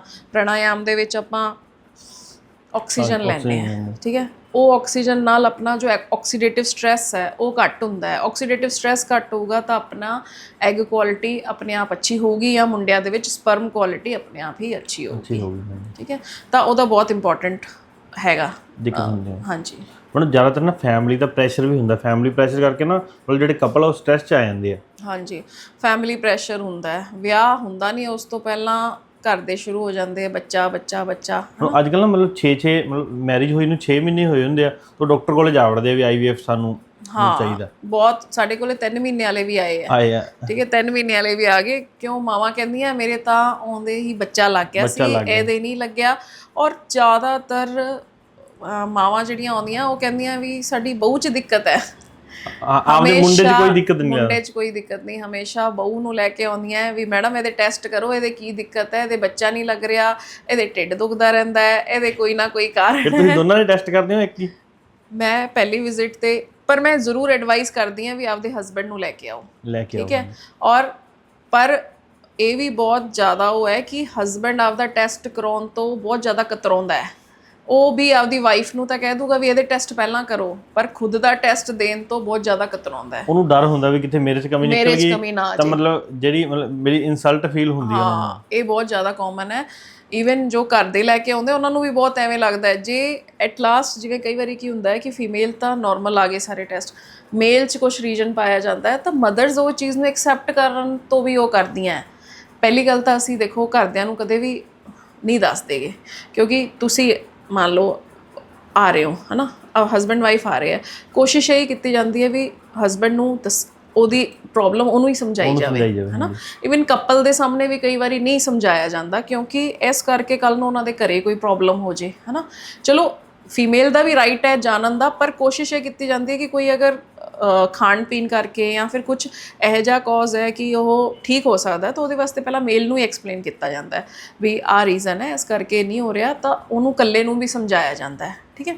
ਪਰ ਇਹ ਹੈਗਾ ਵੀ ਮੇਲ ਆਪਦੇ ਟੈਸਟ ਕਰਾਉਣ ਤੋਂ ਕਤਰਾਉਂਦਾ। ਈਵਨ ਜੋ ਅਗਰ ਇੱਕ ਮਦਰ ਲੈ ਕੇ ਆਉਂਦੀ ਆ ਆਪਦੀ ਨੂੰਹ ਨੂੰ, ਤਾਂ ਉਹ ਕਦੇ ਵੀ ਇਹ ਚੀਜ਼ ਐਕਸੈਪਟ ਨਹੀਂ ਕਰਦੀ ਵੀ ਮੇਰੇ ਮੁੰਡੇ 'ਚ ਕੋਈ ਦਿੱਕਤ ਹੋ ਸਕਦੀ। ਉਹ ਹਮੇਸ਼ਾ ਉਹਨੂੰ ਇਹੀ ਹੁੰਦਾ ਹੈ ਵੀ ਬਹੂ 'ਚ ਕੋਈ ਦਿੱਕਤ ਹੈ। ਦੂਸਰੀ ਗੱਲ ਇਹ ਹੈ ਵੀ ਹਾਂ 3 ਮਹੀਨੇ 'ਚ ਹੀ ਪ੍ਰੈਸ਼ਰ ਬਣਨ ਲੱਗ ਜਾਂਦਾ। ਦੇਖੋ ਇਨਫਰਟੀਲਿਟੀ ਦੀ ਜੋ ਡੈਫੀਨੇਸ਼ਨ ਹੈ ਉਹ ਇਹ ਹੈ ਕਿ ਅਗਰ ਕੋਈ ਹਸਬੈਂਡ ਵਾਈਫ 1 ਸਾਲ ਆਫ ਮੈਰਿਜ ਤੱਕ ਇਕੱਠੇ ਰਹਿ ਰਹੇ ਹੈ ਤੇ ਵਿਦਆਊਟ ਪ੍ਰੋਟੈਕਸ਼ਨ ਅਗਰ ਉਹ ਇਕੱਠੇ ਰਹਿ ਰਹੇ ਆ, ਮਤਲਬ ਕਿ ਅਨਪ੍ਰੋਟੈਕਟਿਡ ਸੈਕਸ ਕਰ ਰਹੇ ਆ 1 ਸਾਲ ਤੱਕ, ਅਗਰ ਉਹਨਾਂ ਦੇ ਬੱਚਾ ਨਹੀਂ ਲੱਗਦਾ ਤਾਂ ਆਪਾਂ ਕਹਿੰਦੇ ਆ ਵੀ ਉਹ ਇਨਫਰਟੀਲਿਟੀ ਹੈ।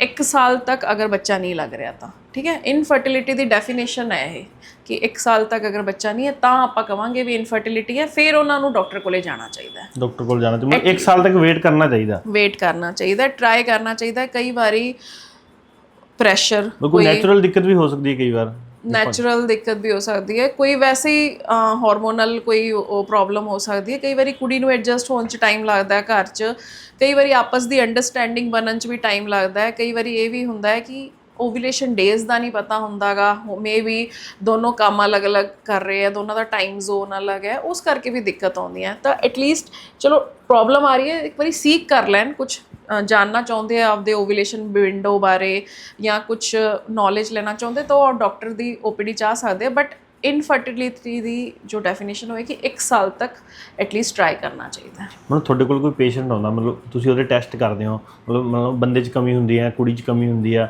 ਕੋਈ ਮਤਲਬ ਕੁਆਰੀ ਕੁੜੀ ਹੁੰਦੀ ਹੈ, ਉਹਦੀ ਮਤਲਬ ਜਿਹੜਾ ਡਾਟਾ ਹੈ ਸਾਰਾ ਤੁਹਾਡੇ ਕੋਲ ਪ੍ਰਾਈਵੇਸੀ ਰੱਖਿਆ ਜਾਂਦਾ?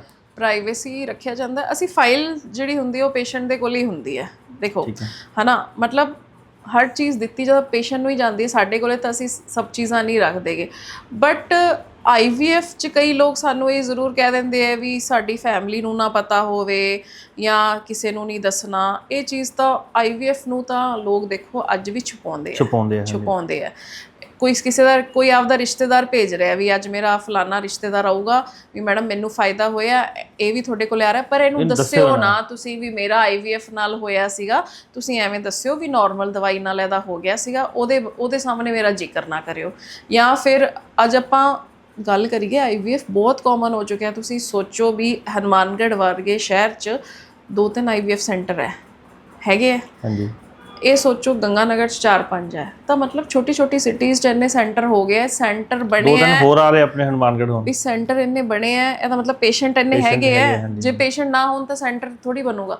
ਗੁਜਰਾਤ ਅੱਜ ਤੁਸੀਂ ਚਲੇ ਜਾਓ, ਗੁਜਰਾਤ ਦੇ ਛੋਟੇ ਸ਼ਹਿਰ 'ਚ IVF ਸੈਂਟਰ ਹੈ, ਉੱਥੇ ਬਿਜ਼ਨਸਮੈਨ ਲੋਕ ਜ਼ਿਆਦਾ ਹੈ, ਮੇਲ ਇਨਫਰਟੀਲਿਟੀ ਇੰਨੀ ਕਾਮਨ ਹੈ, ਕਾਟਨ ਸੀਡ ਆਇਲ ਇੰਨਾ ਕਾਮਨ ਹੋ ਗਿਆ, ਪਾਮ ਆਇਲ ਇੰਨਾ ਕਾਮਨ ਹੈ, ਤਾਂ ਉੱਥੇ IVF ਔਰ ਇਨਫਰਟੀਲਿਟੀ ਬਹੁਤ ਜ਼ਿਆਦਾ ਕਾਮਨ ਹੈ ਗੁਜਰਾਤ 'ਚ। ਉਹੀ ਸਿਨੈਰੀਓ ਪੂਰੇ ਇੰਡੀਆ 'ਚ ਆ ਰਿਹਾ ਹੈ, ठीक है, मतलब इनफर्टिलिटी बहुत कॉमन हो चुकी है एंड IVF बहुत ज़्यादा कॉमन हो चुके हैं। मतलब ਮੰਨ ਲਓ ਕਿਸੇ मतलब ਲੇਡੀਜ਼ ਨੇ 2 ਬੱਚੇ ਲੈਣੇ ਆ, ਮਤਲਬ ਕਪਲਸ ਨੇ, ਮਤਲਬ ਪਹਿਲਾ ਬੱਚਾ ਨਾਰਮਲ ਹੋ ਗਿਆ, ਦੂਜੇ ਬੱਚੇ 'ਚ IVF ਦੀ ਮਤਲਬ ਲੈ ਸਕਦੇ, ਦਿੱਕਤ ਆ ਸਕਦੀ ਹੈ?